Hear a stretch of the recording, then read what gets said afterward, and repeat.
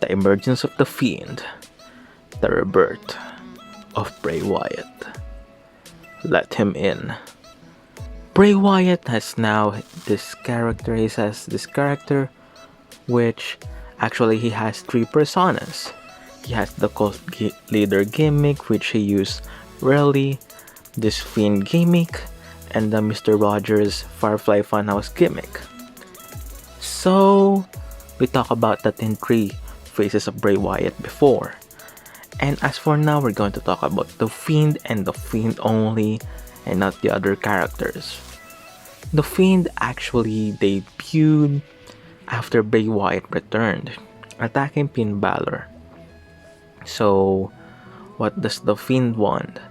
Well, he wants to take revenge of those people who done a lot of things to Bray Wyatt before and who hurt Bray Wyatt.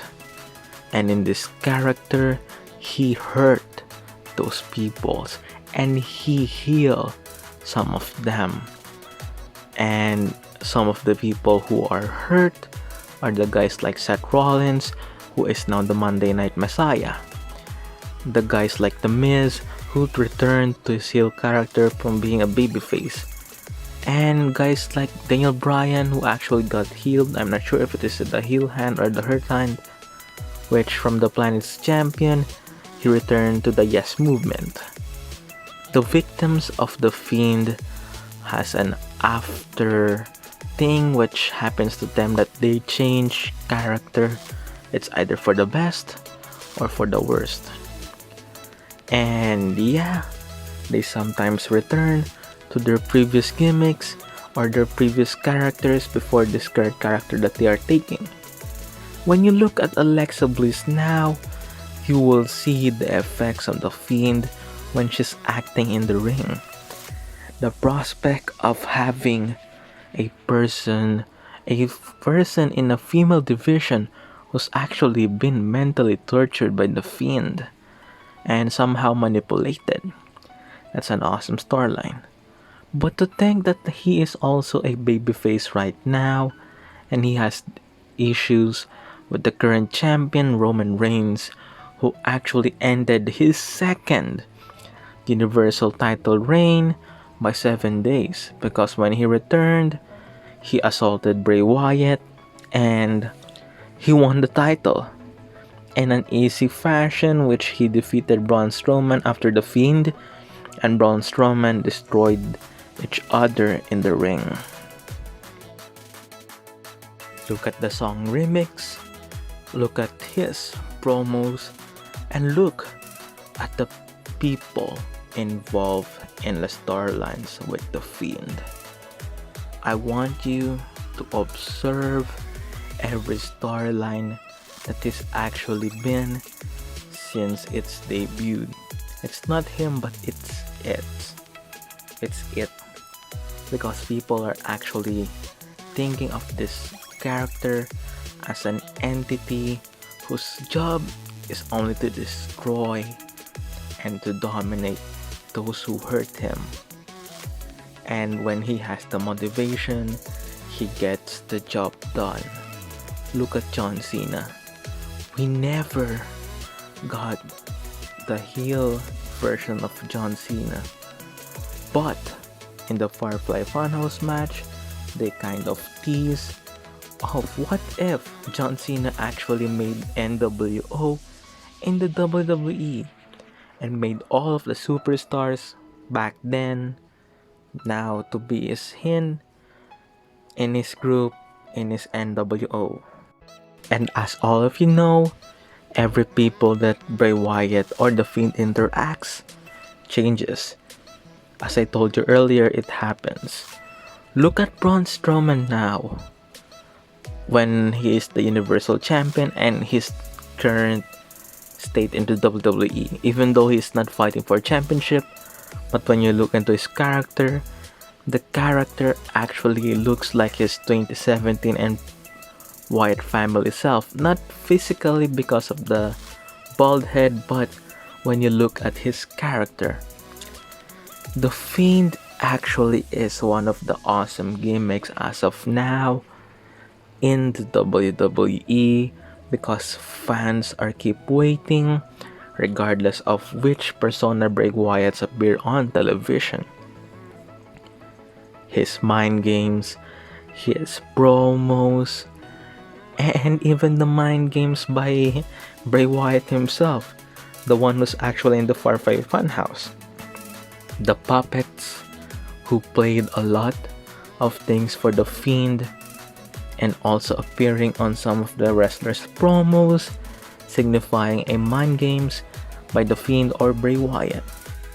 So the mind games even at Braun Strowman, even though he appeared on the rivalry on the second time and not on the first time, and the emotions of Braun Strowman being actually scared of this entity. He is actually cautious of those people who are destroyed by the Fiend and what happened to them. And of course, the change of the superstars, as I told you.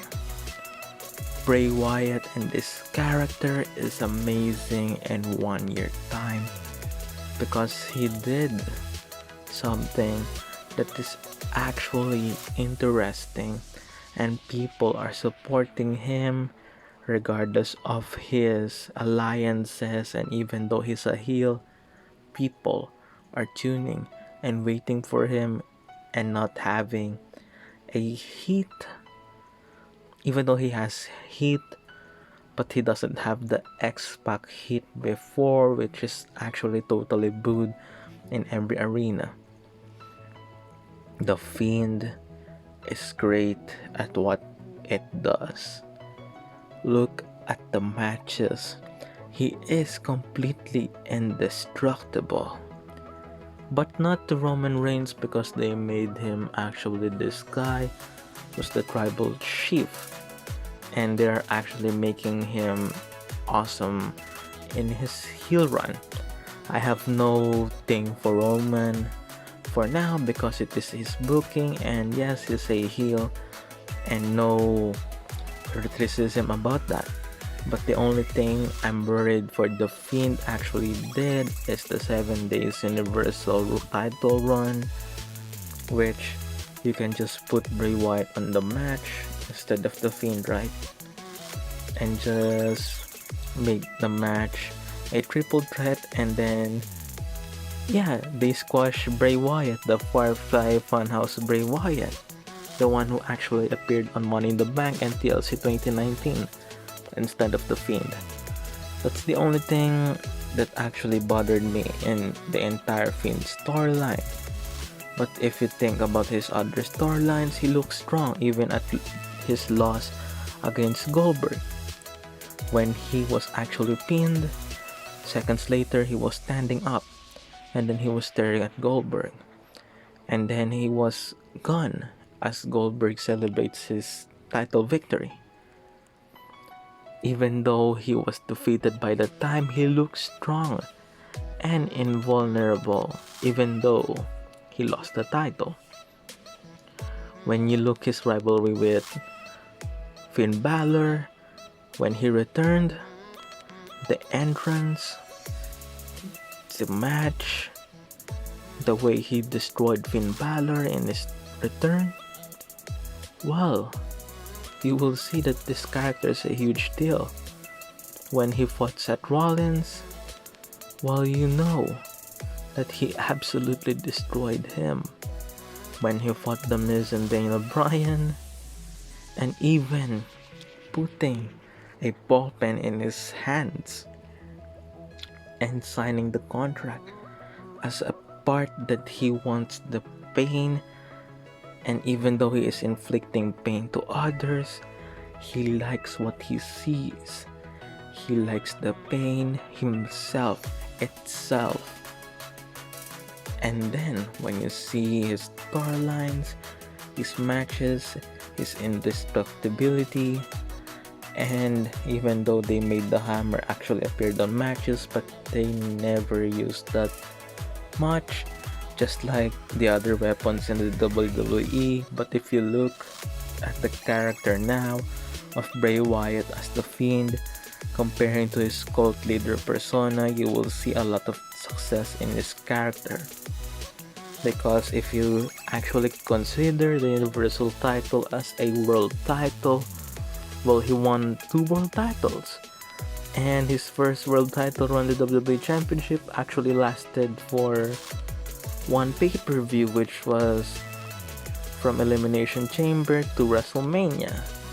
And his Universal title run, well, he was given a lot of months to actually defend it in his first run, but his second run, well, we have another good storyline that actually is waiting. That's why they pulled the trigger. Though people are upset because, well, yeah, you made this indestructible thing lose. Though he wasn't the one who was pinned. He was actually low blowed by Roman, and he was actually out of the conditions of being pinned to be the Universal Champion.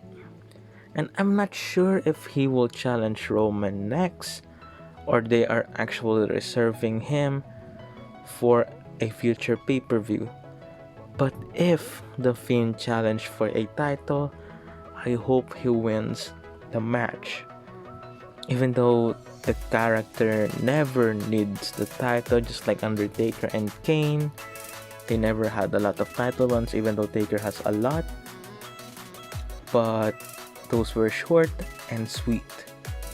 And if you think about it, the characters with a horror feel in the WWE doesn't have that much of a title run, and the matches that they have are actually memorable without any title. So that's it for this episode. And I want to thank all of you for actually helping me to reach 1,000 subscribers. And I hope we reach till 2,000 and more. This is Mike Rato, and I have one thing to tell all of you. And that is, let him in.